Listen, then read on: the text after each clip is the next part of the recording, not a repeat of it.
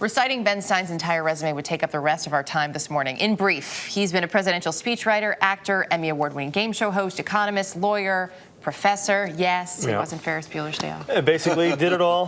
With all that experience, it's no surprise that his latest book is called What Would Ben Stein Do?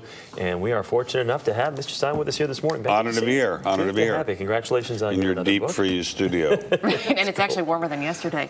So it's a good thing you came in on a Tuesday. Yes. You talk a lot in the book about the importance of marriage. I'd say for most Americans, the marriage choice they make is the most important choice they will ever make. Who they decide to marry or have as their significant other is the most important choice they'll ever make. So is 72 days long enough to really allow a marriage to play out? Well, if you're a wealthy Beverly Hills young woman whose father was a lawyer for a very famous sports figure, yes, that's long enough. That should do it.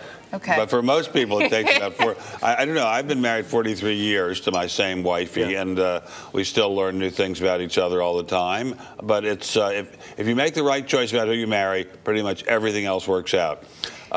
It's vital. Yeah, but you do say you have to, I mean, economics is definitely a big part of it. And you don't want to obviously marry for money or anything like that. But if you do marry into a situation where someone is bad with money or doesn't have a job, it could lead to some big problems. Character is everything. And one of the key hallmarks of character is whether or not a person has a job. Now, we have a recession going on now. A lot of people can't get work.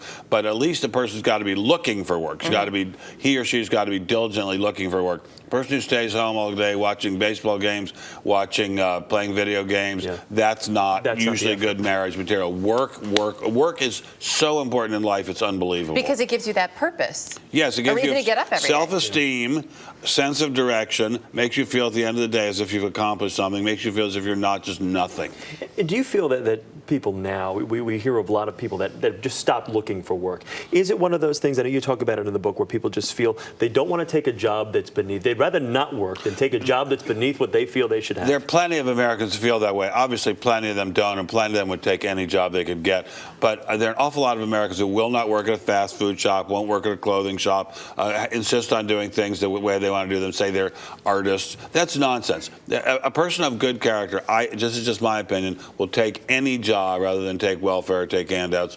Any job with dignity is a perfectly good job. My old boss, President Nixon, now belonging to the ancient past, used to say emptying a bedpan, if you do it with the right spirit, has as much dignity as being President of the United States. And I think it's true. Caring for the sick has a tremendous amount of dignity. It's incredibly important, too, and increasingly so. It's incredibly, unbelievably important.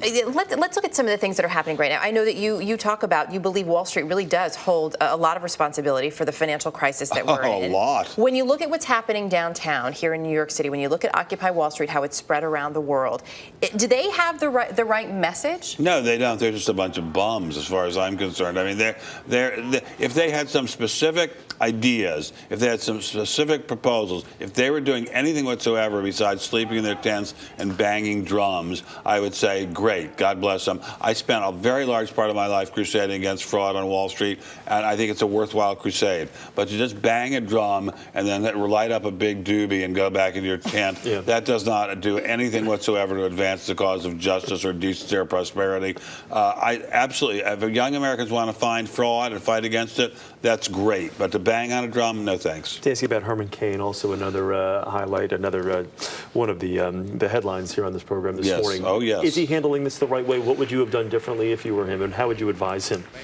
I would advise him that he should have some national experience in government before he should run for president. I think he's an incredibly impressive guy. I agree with his point of view on almost every single thing he says. But government is a job that requires experience. You cannot just walk in after having run a pizza company and been a lobbyist for the National Restaurant Association and do it. He's not my guy to be president. I like him. He's impressive. I think so with some seasoning, he's the right guy, but he's not the right guy now. Who's your guy? Oh, well, I guess Romney. Romney. All right. Ben Stein, thank you very much. Good Thank you very much. I love how you talk about the importance of education, too. Yes, education. So be sure to read it.